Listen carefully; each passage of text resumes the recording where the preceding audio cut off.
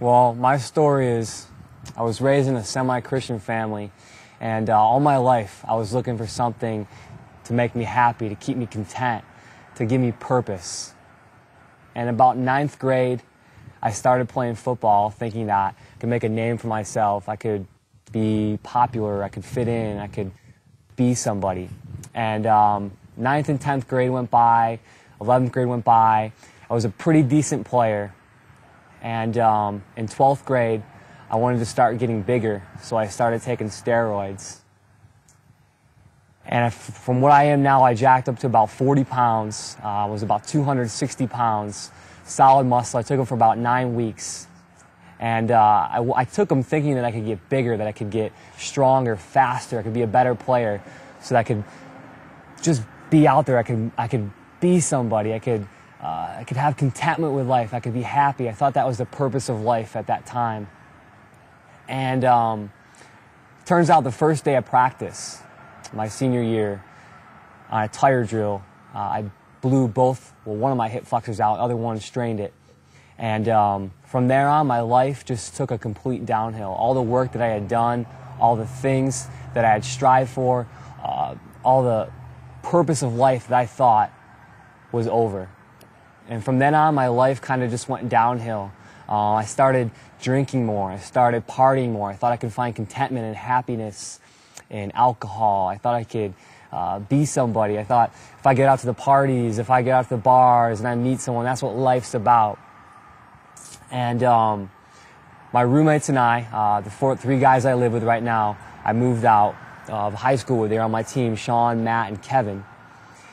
And we moved out and we started using our house in the summer of 2005. This was a big party house. We had all the guys over, all the girls over. Thought we could, that's what we thought what life was about, was getting drunk, having sex, doing all that stuff, thinking we're cool. And one day, we were driving down Sheridan Drive, a road in Buffalo, New York. And my roommate asked me, he's like, how's the world going to end? And I'm like, where does that come from? Where does that come from? Like, where do you get that question from?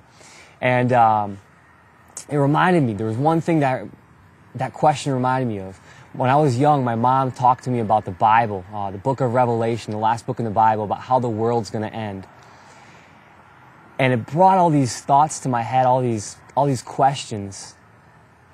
And that day, we went out and we rented these movies called Left Behind about how the world's going to end, biblical prophecy, how certain things will come about. And I said, where am I going to be when I die? Is there a heaven? Is there a hell? And that question drove us to go search for answers. And that weekend, my roommate and I went to a church called a chapel. It's a Christian church. And we went into that church, we saw people that had something. We don't know what it was, but they had something. They were content with themselves. They were happy. They were joyful. And at first you think, oh, it's the church people. Oh, yeah, they've been raised like this. They've been growing up like this. This is their culture. We come to find out that's not what it was. They had something in them that gave them that peace, that gave them that happiness. For the next 6 months, my roommates and I started doing even worse stuff at our house. We started getting involved in drugs. We started selling some drugs. We started drinking more. We started living it up from the world, thinking that the purpose of life was to go get a job, was to make money for yourself, was to be popular, was to drink beer, get drunk, have parties. And it turns out it's not what it's about at all. There's so much more to life than that. As these 6 months went about, from the time when he asked me that question, from the time, I'm going to tell you where we were. We had 1 foot in the church, we had 1 foot in our newfound faith, and we had 1 foot in the world. We had 1 foot in partying, 1 foot in drinking, 1 foot in drugs, 1 foot in all that stuff. And one day, in January of 2006, my roommate and I got mugged. And as I had a gun in my mouth, on the floor, with my knees on the ground, just this guy screaming at me, I'm thinking, what is the purpose of life? What is the purpose of life? That was the question that went through my head. And the only answer to that question was Jesus. Jesus. Jesus. God. That was the purpose. See, God was trying to get a hold of my life. God was trying to tell me something through people, through events, through actions. And I kept telling God, no, no. And it came down to that moment when I had that gun in my life, when life could have been over in a second. And things were so clear. What am I living for? What is the purpose of life? The guys left, and me and my roommate looked at each other. We both just sobbed our eyes out. We said, we know what God's been telling us. We know what we have to do.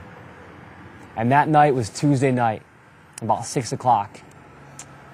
And about an hour goes by, and we went to Vintage. Vintage is a college group out in Buffalo that actually sponsors this site. And we went out to Vintage, and that night the pastor did an altar call and said, if you want to give your lives to Christ, you can do that. And we came up, and we gave our lives to Christ. And since then, our life has just been completely incredible. God has done amazing things in our life. He's given us purpose. He's given us joy.